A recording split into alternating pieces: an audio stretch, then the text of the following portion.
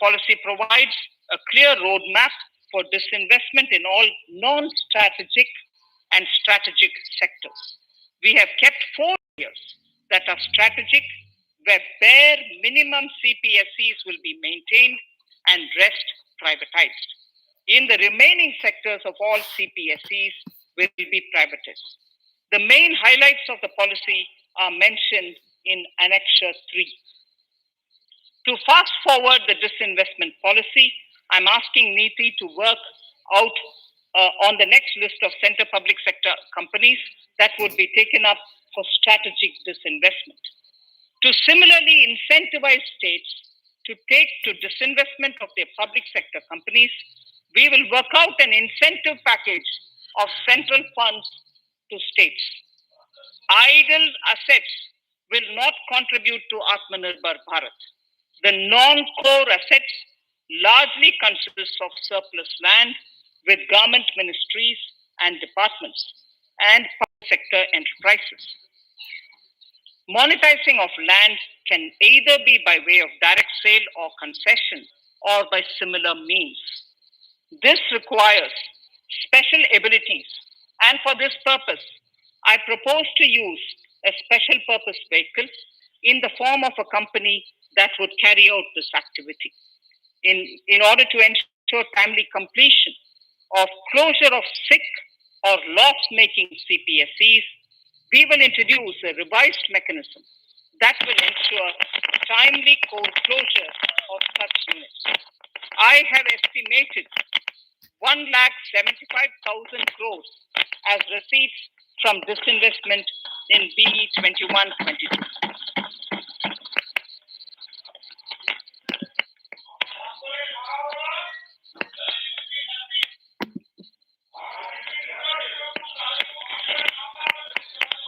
Government financial reforms.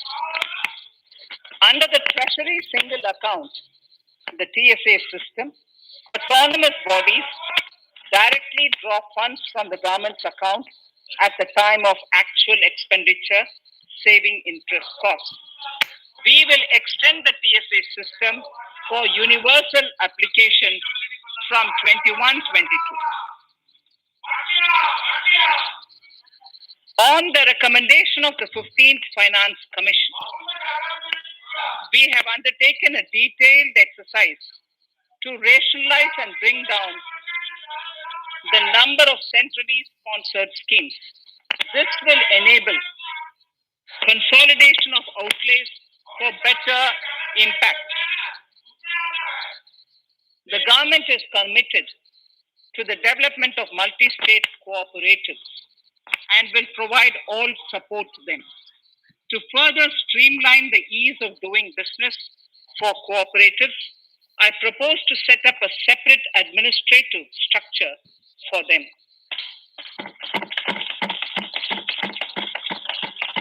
So the third pillar of Atmanirbhar Bharat, inclusive development for aspirational India. Honorable Speaker, sir, under this pillar, I will cover agriculture and allied sectors, farmers' welfare and rural India, migrant workers and labor, and financial inclusion. Agriculture. Our government is committed to the welfare of farmers. The MSP regime has undergone a sea change to assure price that is at least 1.5 times the cost of production across all commodities.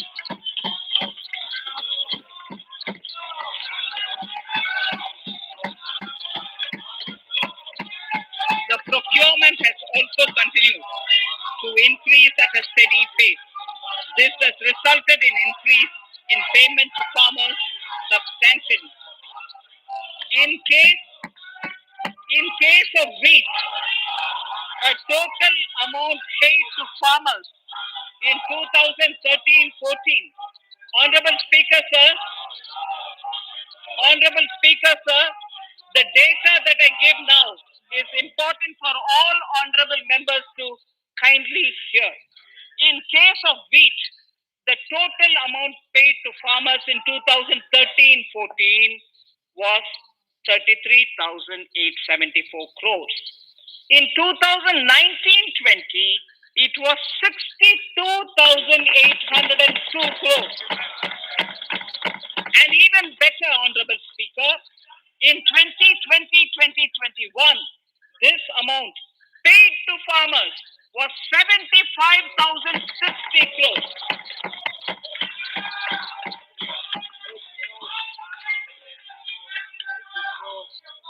Honorable Speaker, again an important fact, the number of wheat growing farmers that were benefited increased in 2020-21 to 43.36 lakhs compared to 35.57 lakhs in 2019-20.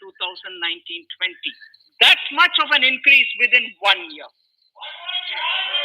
For paddy, again an important data. For paddy, the amount paid in 2013-14 was 63,928 crores. In 2019-20, this increased to 1,41,930 crores. Even better, in 2020-2021, this is further, in 2020-21,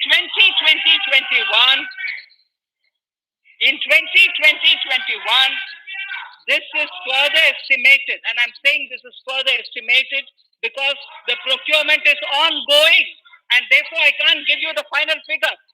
This is further estimated to increase to 1,72,752 crores. The number of farmers benefited increased from 1.24 crores in 2019-20 to 1.54 crores in 2020-21. In the same way, Honorable Speaker, sir, in 20, this was increased to 8,285 crores. Now in 2021, it is at 10,530 crores. More than 40 times increase from 2013-14. The receipts to cotton farmers have seen a stupendous increase from 90 crores in 2013-14 to 25,974 crores I'm giving you data as of 27th January 2021. This is bound to increase. From 90 crores for cotton farmers in 2013-14 to 25,974 crores in 2021. All the details in complete narration is available in Annexure 4 to my speech. Early this year, Honorable Prime Minister had launched the Swamitwa scheme. Under this, a record of rights is being given to property owners in villages. Up till now, about 1.80 lakh property owners in 1,241 villages have been provided cards. I propose during 21-22 to extend this to cover all states and union territories. To provide adequate credit to our farmers, I have enhanced the agricultural credit target to 16.5 lakh crores in this year. We will focus on ensuring increased credit flow to animal husbandry, Pashupalan, dairy, and to Matsyakar, to the fisheries. We are enhancing the allocation to the Rural Infrastructure Development Fund from 30,000 crores to 40,000 crores. The Micro Irrigation Fund with a corpus of 5,000 crores has been created under NABARD. I propose to double it by augmenting it by another 5,000 crores. To boost value addition in agriculture and allied products and their exports, the scope of Operation Green Scheme that is presently applicable to only tomatoes, onions, and potatoes will be enlarged to include 22 perishable crops. Around 1.68 lakh crore farmers, around 1.68 crore farmers are registered, and 1.14 lakh crores of rupees trade value has been carried out through e-NAMs, the National Agricultural Market. Keeping in view the transparency and the competitiveness that e-NAM has brought into the agricultural market, 1,000 more mandis will be integrated with e-NAM.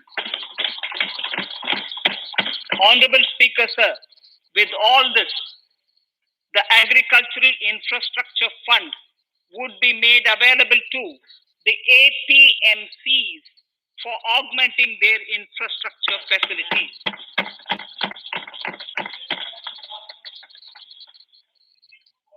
Fisheries. I'm proposing substantial investments in the development of modern fishing harbors and fish landing centers. To start with, 5 major fishing harbors: Kochi, Chennai, Visakhapatnam, Paradip, and Petua Ghat will be developed as hubs for economic activity. We will also develop inland fishing harbors and fish landing centers along the banks of rivers and waterways. Seaweed farming is an emerging sector with potential to transform the lives of coastal communities. It will provide large-scale employment and additional income. To promote seaweed farming and cultivation, I propose a multi-purpose seaweed park to be established in Tamil Nadu. Migrant workers and laborers. We have launched the One Nation, One Ration Card scheme, through which beneficiaries can claim their rations anywhere in the country. Migrant workers in particular benefit from the scheme. Those staying away from their families can partially claim their ration where they are stationed, while their family in their native places can claim the rest. I'm happy to inform you that One Nation, One Ration Card plan is under implementation by 32 states and union territories, reaching about 69 crore beneficiaries. That's a total of 86% beneficiaries covered. The remaining 4 states and UTs will be integrated in the next few months. To further extend our efforts towards the unorganized labor force, migrant workers in particular, I propose to launch a portal that will collect relevant information on gig workers, building and construction workers, among others. This will help formulate health, housing, skill, insurance credit, and food schemes for all migrant workers. We will conclude a process that began 20 years ago with the implementation of the 4 labor codes. For the first time globally, social security benefits will be extended to gig and platform workers.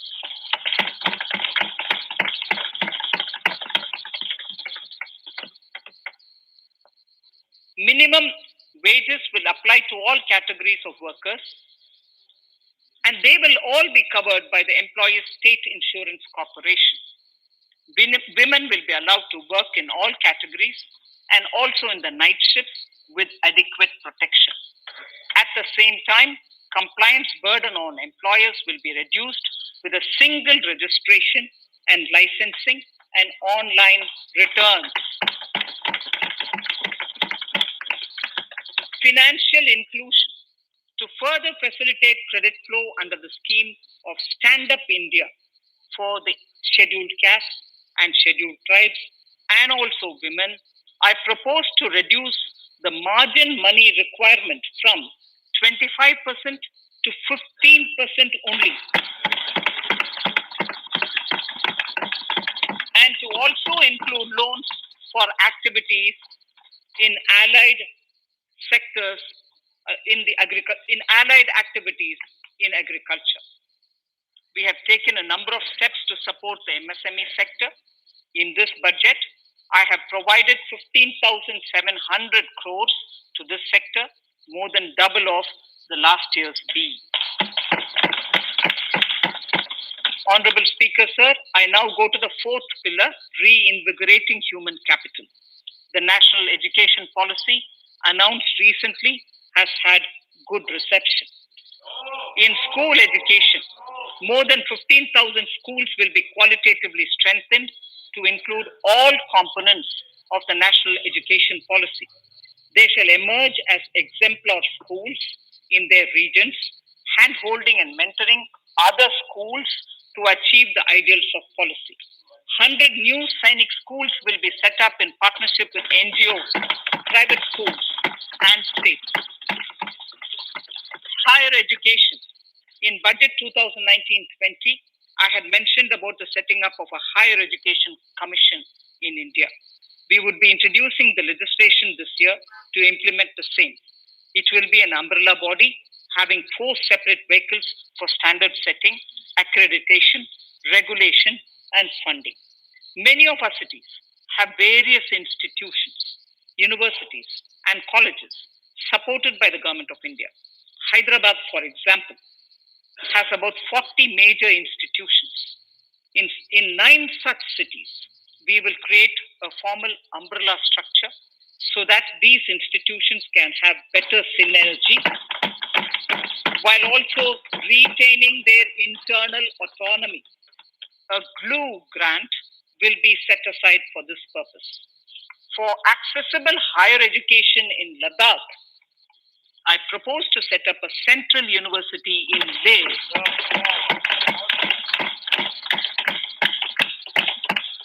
The other important projects to be taken up as a part of the NEP are listed in Annexure 5. Scheduled caste and scheduled tribes welfare. We have set ourselves a target of establishing 750 Eklavya model residential schools in our tribal areas. I propose to increase the unit cost of each such school from 20 crores, which is what it is now, to 38 crores, and for hilly and difficult areas to 48 crores. This would help creating robust infrastructure facilities for our tribal students. We have revamped the post-metric scholarship scheme for the welfare of scheduled caste students. I have also enhanced the central assistance in this regard. We are allotting 35,219 crores for 6 years till 25-26 to benefit 4 crores scheduled caste students. Skilling. In 2016, we had launched the National Apprenticeship Promotion Scheme. The government proposes to amend the Apprenticeship Act with a view to further enhancing apprenticeship opportunities for our youth. We will realign the existing scheme of National Apprenticeship Training Scheme for providing post-education apprenticeship training of graduates and diploma holders in engineering. Over 3,000 crores will be provided for this purpose. An initiative is underway, Honorable Speaker, in partnership with the United Arab Emirates to benchmark skill qualifications, assessment, and certification, accompanied by the deployment of certified workforce. We also have a collaborative training intertraining program between India and Japan to facilitate transfer of Japanese industrial and vocational skills, techniques, and knowledge. We will take forward this initiative with many more countries also.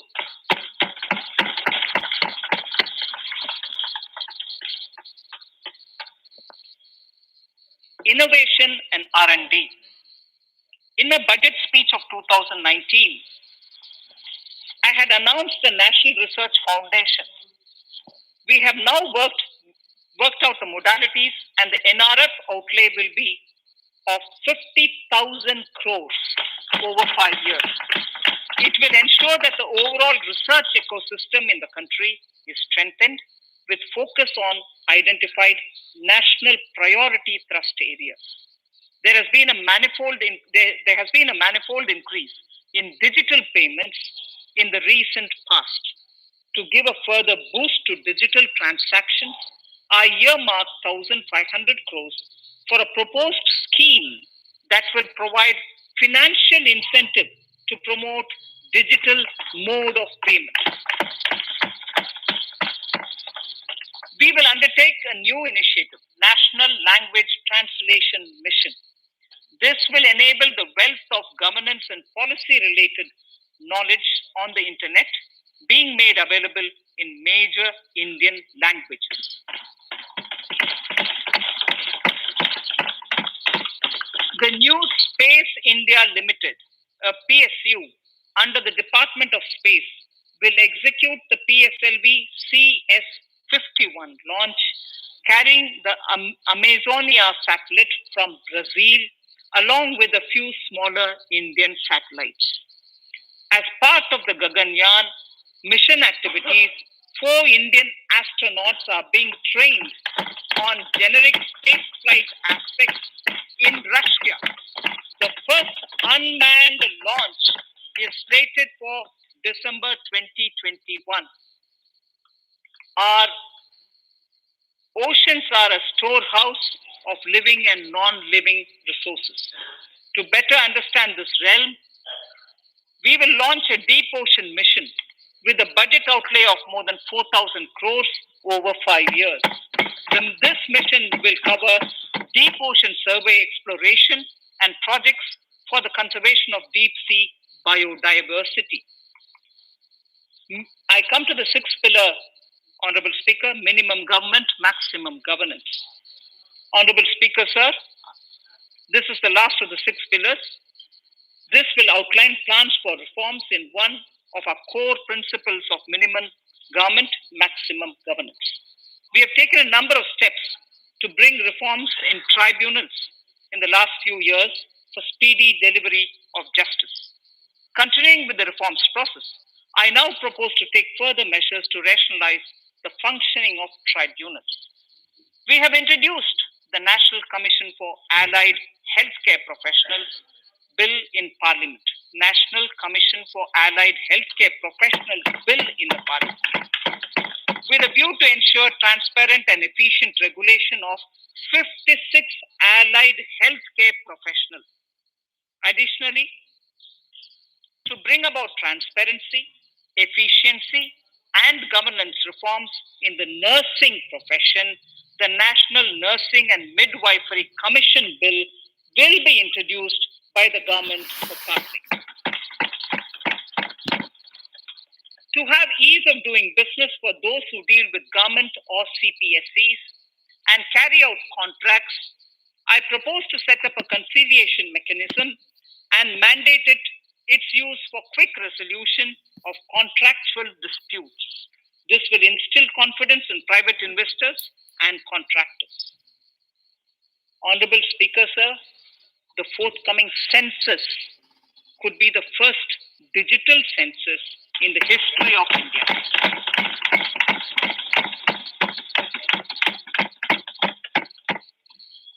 For this monumental milestone marking task, I have allocated 3,768 crores in this year, 21-22.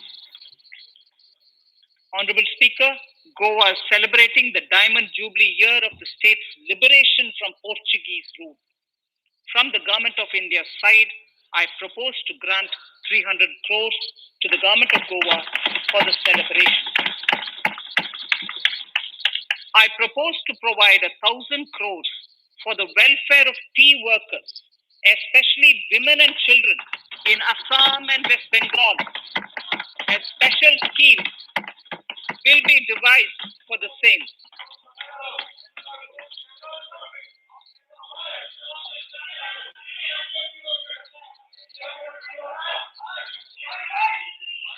Fiscal position.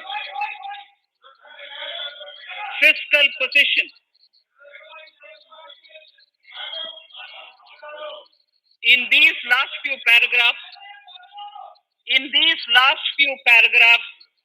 of part A of my speech, I draw the attention of this august House to the fact that at the beginning of the current financial year, the pandemic's impact on the economy resulted in a weak revenue inflow. This was combined with high expenditure to provide essential relief to vulnerable sections of the society, especially the poor, the women, scheduled castes, and scheduled tribes. Unlike many other countries, we opted for a series of medium-sized packages during the pandemic so that we could calibrate and target our response according to the evolving situation.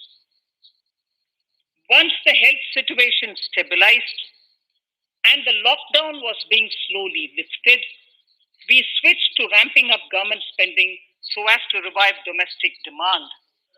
As a result, against an original BE expenditure of 30.42 lakh crores for 2020-21, our RE estimates are 34.50 lakhs, 30.42 now within the year going up to 34.5 lakh crores. We have maintained quality of expenditure. The capital expenditure estimated in the RE is 4.39 lakh crores as against 4.12 lakh crores in the BE stage. So the beginning of the year, we had marked only 4.12 lakh, whereas it is 4.39 lakh crores as we end the year. Fiscal deficit in RE 2020-2021 is pegged at 9.5% of the GDP. Fiscal deficit in RE 2020 to 2021 is pegged at 9.5% of GDP. We have funded this through government borrowings, multilateral borrowings, small saving funds, and short-term borrowings. We would need another 80,000 crores, for which we would be approaching the market in these 2 months. We would be needing another 80,000 crores, for which we would be approaching the market in these 2 months. To ensure that the economy is given the required push, our BE estimates for expenditure in 21-22 are 34.83 lakh crores. This includes 5.54 lakh crores as capital expenditure, an increase of 34.5% over the BE figure of 2020-2021. The fiscal deficit in BE 21-22 is estimated to be 6.8% of the GDP. The gross borrowing from the market for the next year would be around 12 lakh crores. We plan to continue with our path of fiscal consolidation and intend to reach the fiscal deficit level below 4.5% of the GDP by 2025-2026, with a fairly steady decline over the period. We hope to achieve the consolidation by first increasing the buoyancy of tax revenue through improved compliance, and secondly, by increased receipts from monetization of assets, including public sector enterprises and land. The Contingency Fund of India is being proposed to be augmented. The Contingency Fund of India is being proposed to be augmented from 500 crores to 30,000 crores through finance bill. In accordance with the views of the 15th Finance Commission, we are allowing a normal ceiling of net borrowing for the states at 4% of GSDP for the year 21-22. A portion of the ceiling will be earmarked to be spent on incremental capital expenditure. Additional borrowing ceiling of 0.5% of the GSDP will also be provided subject to conditions.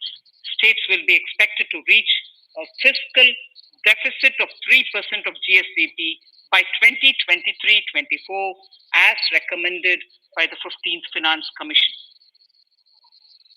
In the July 2019-20 budget, I introduced the Statement 27 on extra budgetary resources.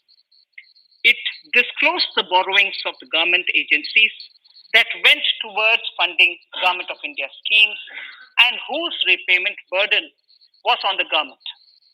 In my 2020-21 budget, I enhanced the scope and coverage of that statement by including the loans provided by government to the FCI, the Food Corporation of India. Taking a step further in this direction, I propose to discontinue the NSSF loan to FCI for food subsidy, and accordingly, budget provisions have been made in RE 2020-21 and in the BE 2021-22. The extra budgetary resource details are at Annexure 6. We know that the FRBM Act mandates fiscal deficit of 3% of GDP to be achieved by 31st March 2020-2021. The effect of this year's unforeseen and unprecedented circumstances has necessitated the submission of a deviation statement under sections 4 of subclause 5 and section 7 subclause 3b of the FRBM Act, which I'm laying on the table of the House as part of the FRBM documents.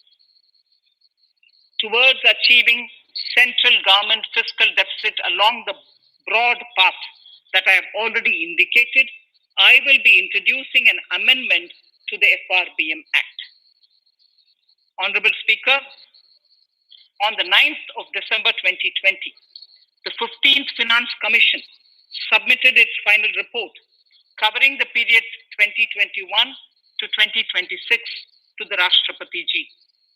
The government has laid the Commission's report along with the explanatory memorandum in the Parliament, retaining the vertical shares of the states at 41%. We recognize our commitment to fiscal federalism and propose, therefore, to adhere to this recommendation. Jammu and Kashmir in the 14th Finance Commission was entitled to get devolution being a state. Now the funds of the UTs of Jammu Kashmir and Ladakh would be provided by the center. I have also provided on the Commission's recommendation 1,18,452 crores as revenue deficit grant to 17 states in 21-22 as against 74,340 crores to 14 states in 2020-21. Honorable Speaker, I will now move to Part B of my speech.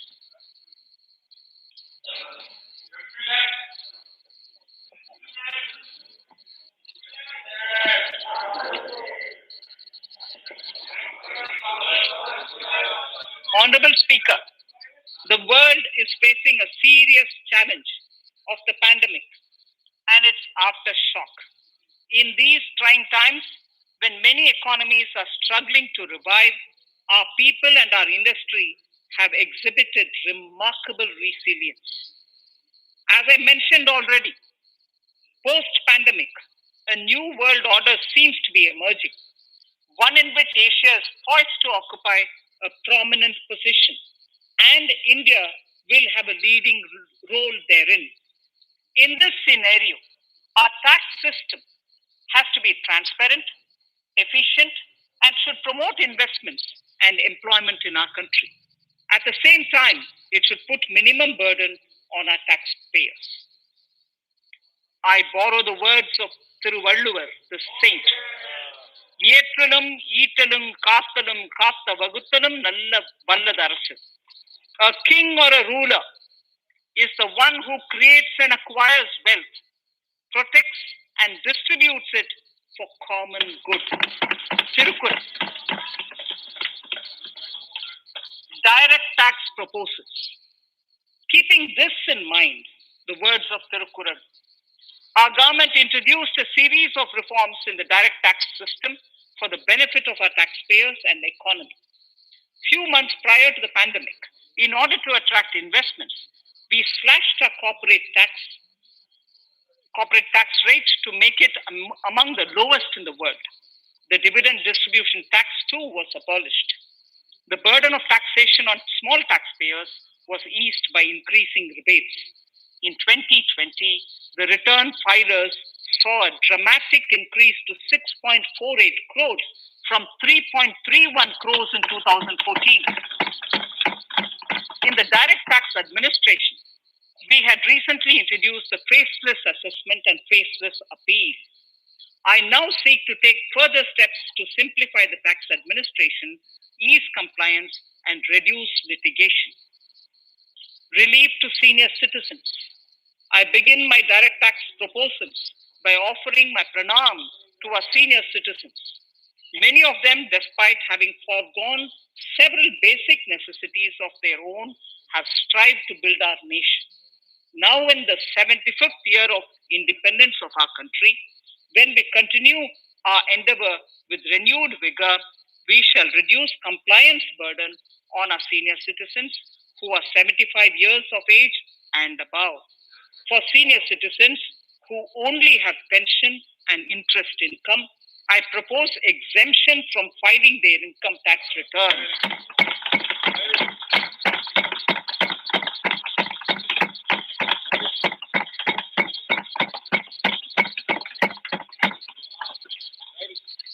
The paying bank will deduct the necessary tax on their income. Reduction in time for income tax proceedings. This is a very key announcement if you ask me. Honorable Speaker, presently an assessment can be reopened up to 6 years and in serious tax fraud cases for up to 10 years. As a result, taxpayers have to remain under uncertainty for a very long time. I therefore propose to reduce this time limit for reopening of assessments to 3 years from the present 6 years.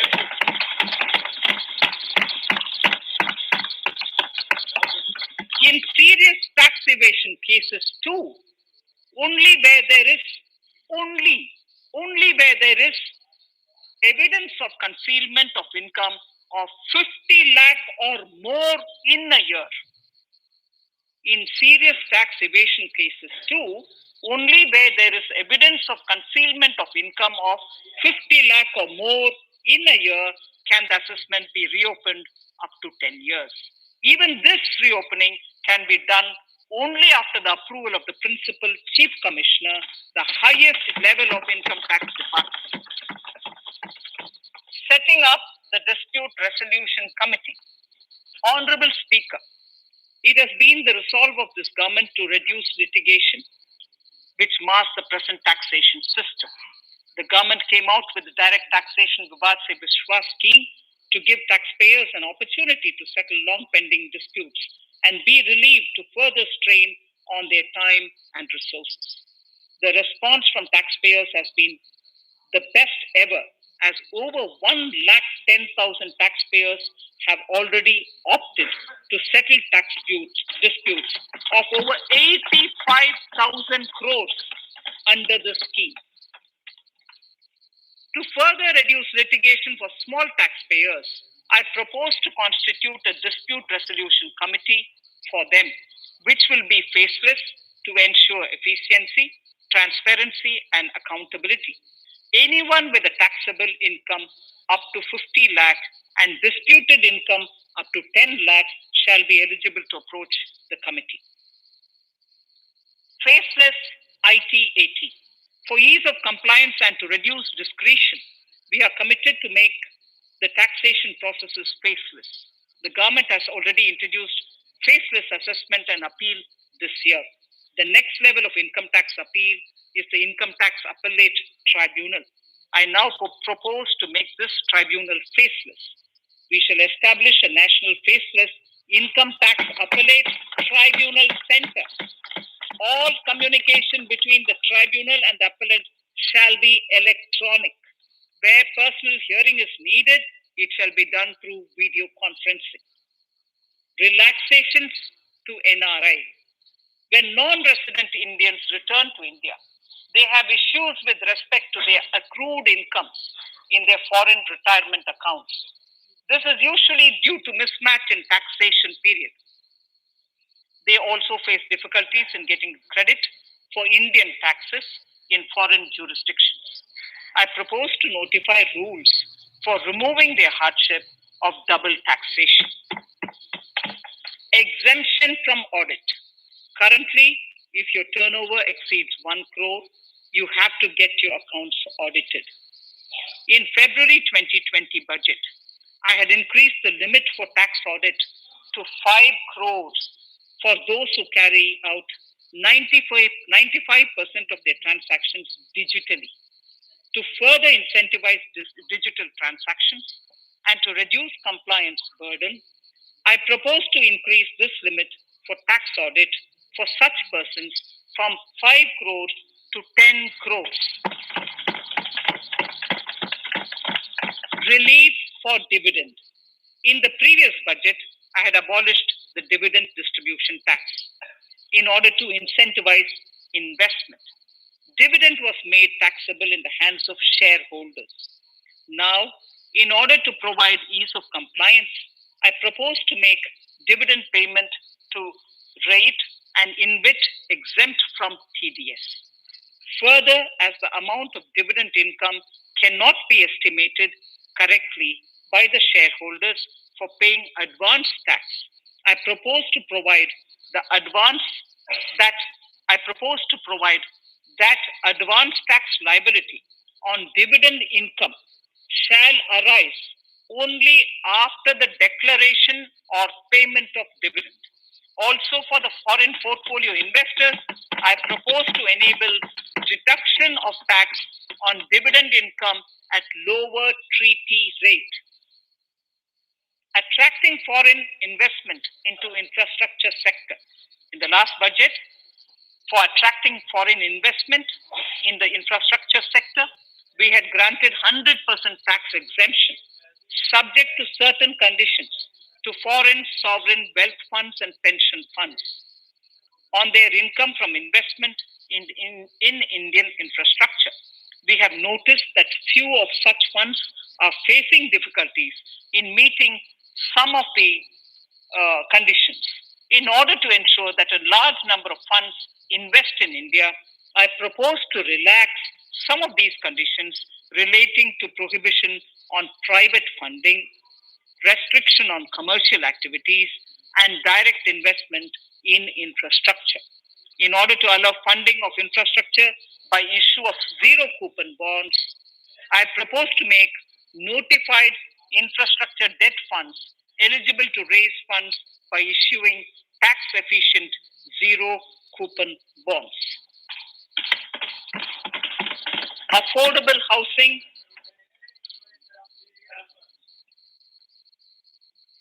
Affordable housing and rental housing. This government sees housing for all and affordable housing as priority areas. In July 2019 budget, I provided an additional deduction of interest amounting to 1.5 lakh for loan taken to purchase an affordable house. I propose to extend the eligibility of this condition by 1 more year to 31st March 2022.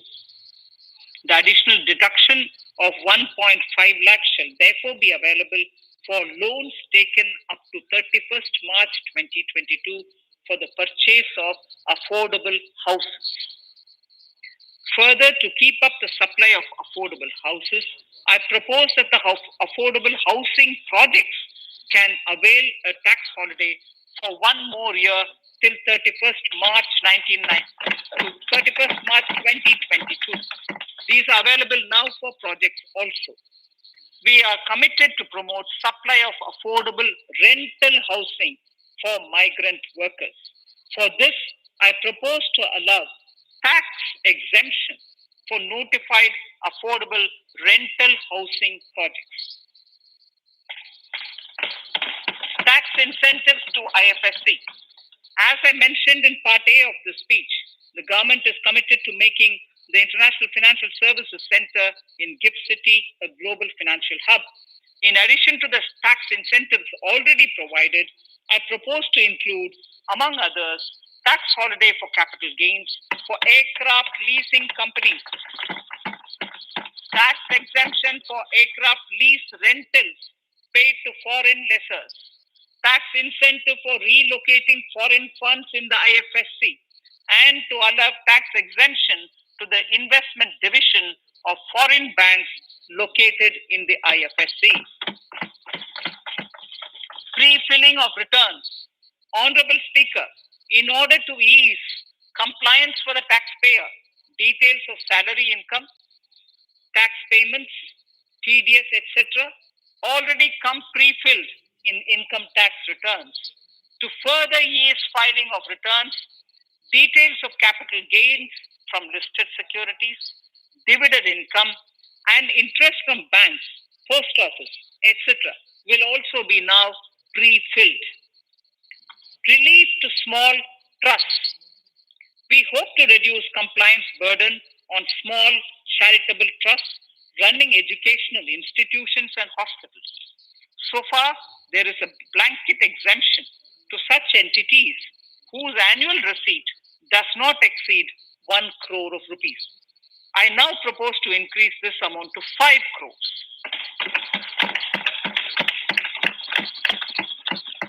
Labor welfare. We have noticed that some employers deduct the contribution of employees toward provident funds, superannuation funds, and other social security funds, but do not deposit these contributions within the specified time. For these employees, this means a loss of interest or income. In cases where an employer later becomes financially unviable, non-deposit results in a permanent loss for the employees. In order to ensure that employees' contributions are deposited on time, I reiterate that the late deposit of employees' contribution by the employer will not be allowed as deduction to the employer.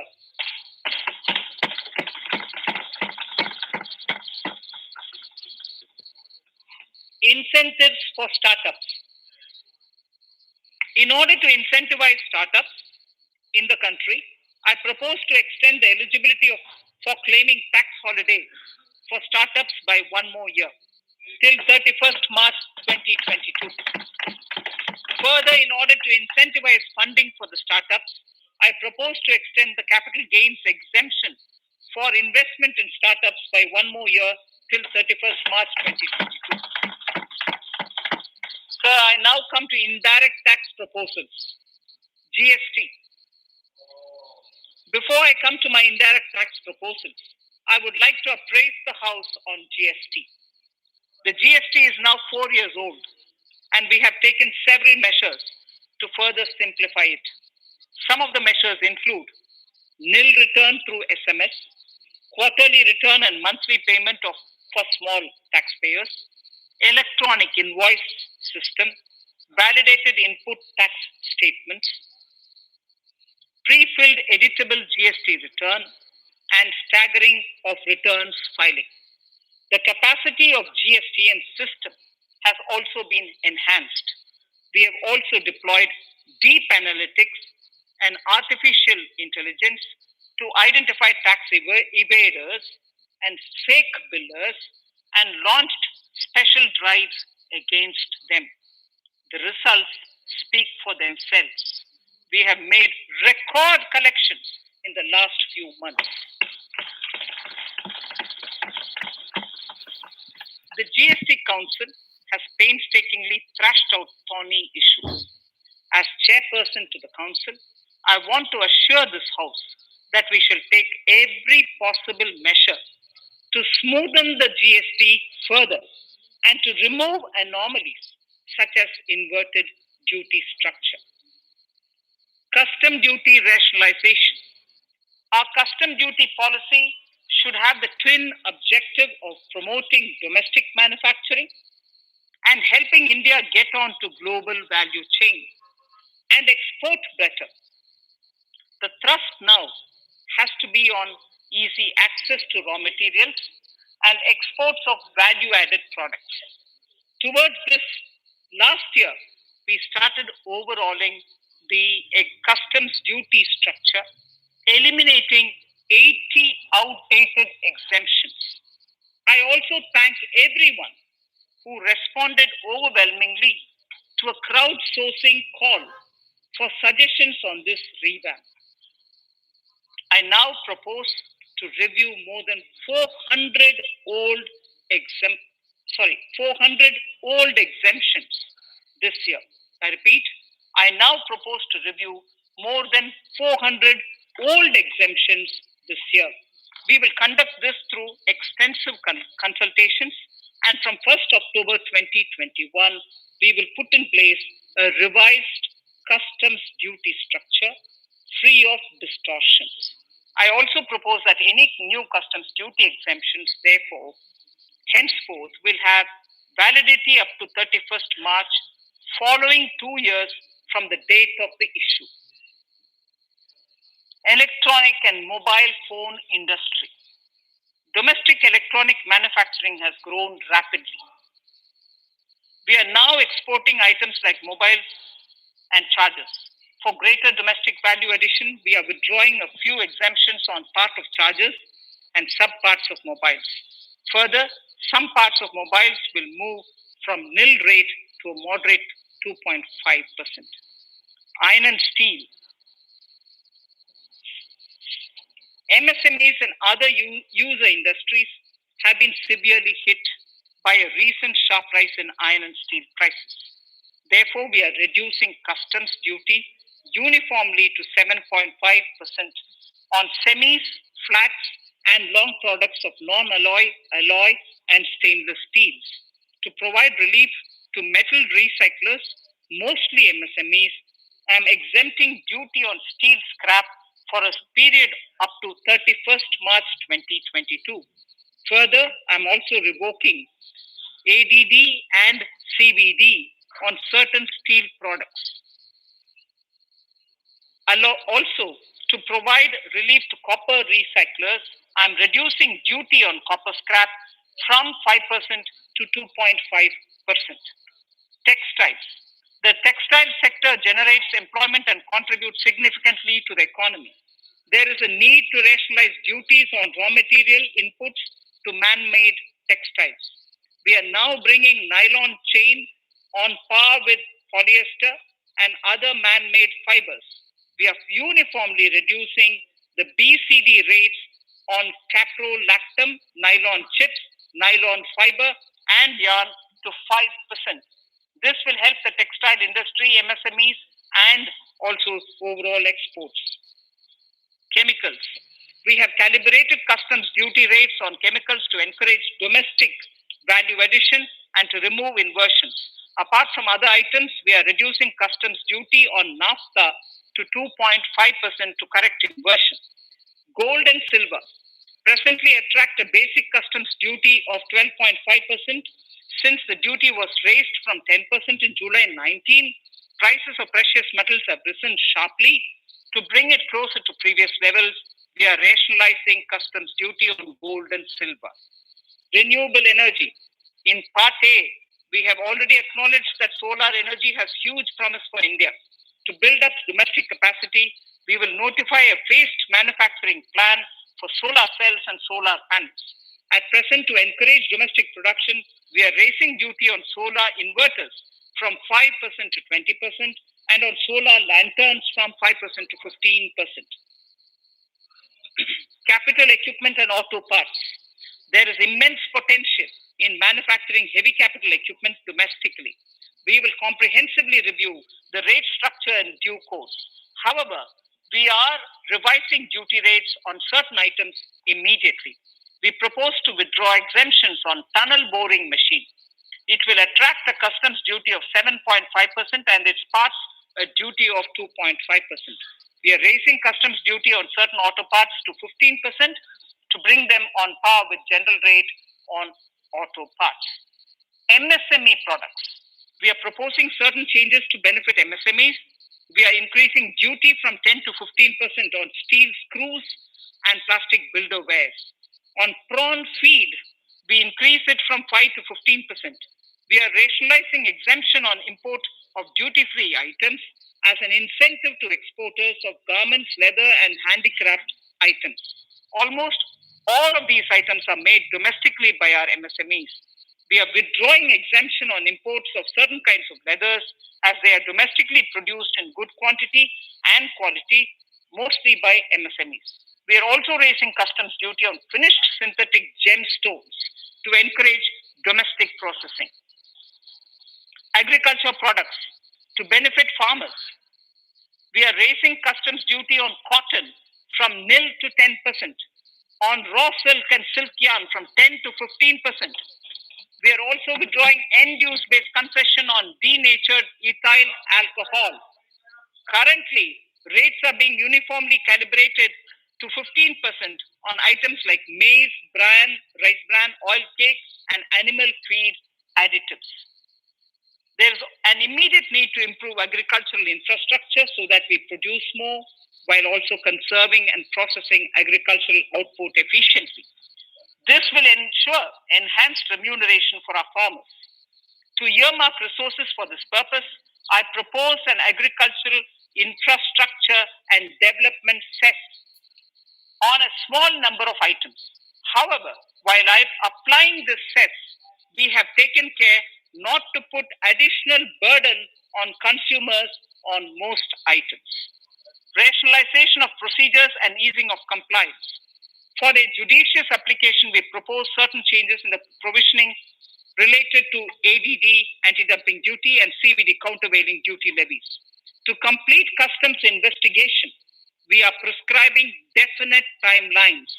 In 2020, we rolled out the Turant Customs Initiative, which brought in faceless, paperless, and contactless customs measures. With effect from September 2020, we have implemented a new procedure for administration of rules of origin. This has helped in putting a check on misuse of FTAs. The specific details of direct and indirect tax changes proposed are listed in the annexure to my speech. Honorable Speaker, sir, with these words, I commend the budget to this august House. Thank you.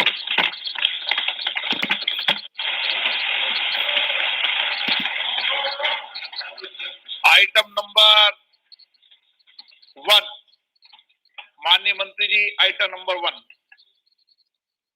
Sorry, I don't have it.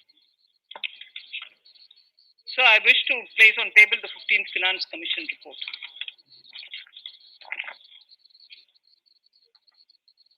Item number 3, माननीय मंत्री जी.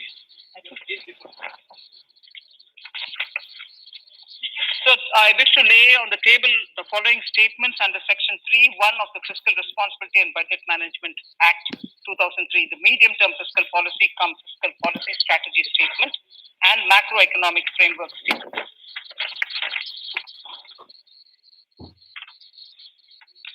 Item number 4.